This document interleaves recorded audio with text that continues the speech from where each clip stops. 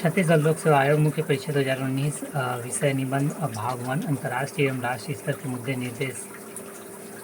निबंध के टॉपिक पहला वैश्वीकरण में प्रौद्योगिकी की भूमिका, दूसरा निजता का अधिकार एवं राष्ट्रीय सुरक्षा, तीसरा उच्च शिक्षा बनाम कौशल अर्जन, चौथा विकास और पर्यावरण के बीच संतुलन।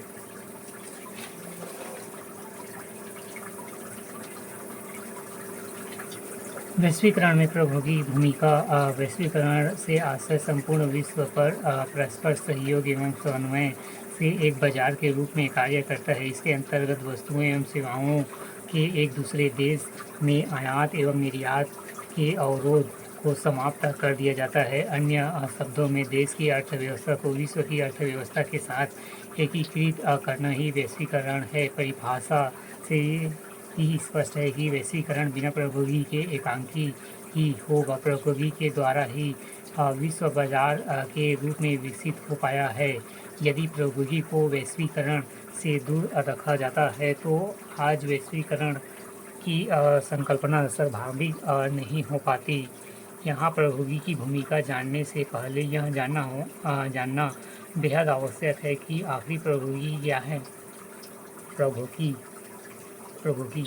क्या है, इसके परिणाम क्या है। प्रौद्योगिकी से तात्पर्य उन सभी सिस्टम अथवा डिवाइसेस से है जिसका इस्तेमाल विज्ञान की दुनिया में किसी खोज के प्रयोग के लिए किया जाता है। हालांकि इसके उपयोग करने के लिए उचित कौशल, ज्ञान व सामर्थ्य की ज़रूरत होती है। प्रौद्योगिकी के परिणाम सकारात्मक नकारात्मक दोनों प्रकार के हो सकते हैं, क्योंकि यह मानव के द्वारा संचालित किए जाते हैं और मानव की मानसिकता सदैव सकारात्मक हो यह आवश्यक नहीं है।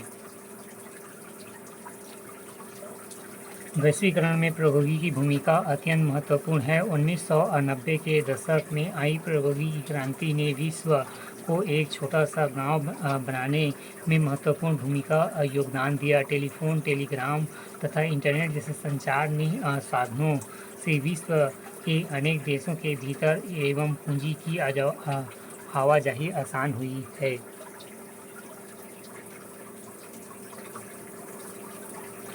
वैश्वीकरण की प्रक्रिया में प्रौद्योगिकी का योगदान। पहला, विगत 50 वर्षों में परिवहन प्रौद्योगिकी बहुत उन्नत हुई है। इससे लंबी दूरियां तक वस्तुओं की तीव्रतर आपूर्ति को कम लागत पर संभव किया जाता है। दूसरा, वर्तमान समय में दूरसंचार, कंप्यूटर और इंटरनेट के क्षेत्र में प्रौद्योगिकी द्रुत गति से परिवर्तन हो रही है।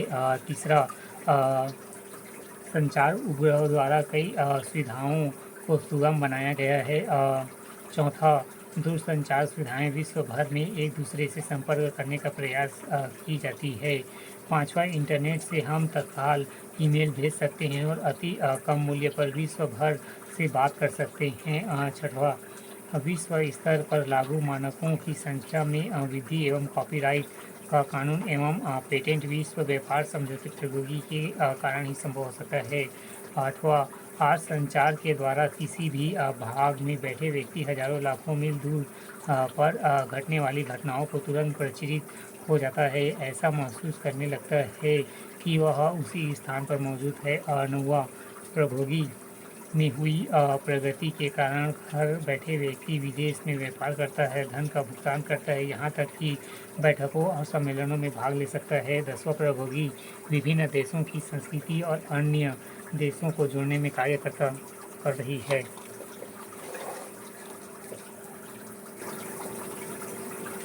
वैश्वीकरण में प्रौद्योगिकी की नकारात्मक भूमिका। प्रौद्योगिकी के क्षेत्र में एक कसौटी में बांधा नहीं जा सकता। यह अपने आप में इतनी बृहद संकल्पना है कि इसके नकारात्मक पहलू भी कम नहीं हैं। दूसरा, विकसित देशों द्वारा प्रौद्योगिकी का प्रयोग इतने उच्च स्तर में हो रहा है कि अन्य देश प्रत्यक्ष न सही अप्रत्यक्ष ही उपनिवेशवाद की ओर बढ़ रहे हैं। तीसरा, वैश्वीकरण में वस्तु और सेवाएं उन्हीं से ज़्यादा आयातित की जाएगी जो अन्य में उन्नत हो। ऐसे प्रौद्योगिकी के द्वारा अपनी वस्तुएं व सेवाओं को अलग और उच्च बताने से सभी देशों के मध्य आपसी होड़ मची हुई है। इससे आपसी सामंजस्य के बजाय आपसी द्वंद्व की स्थिति बढ़ती जा रही है।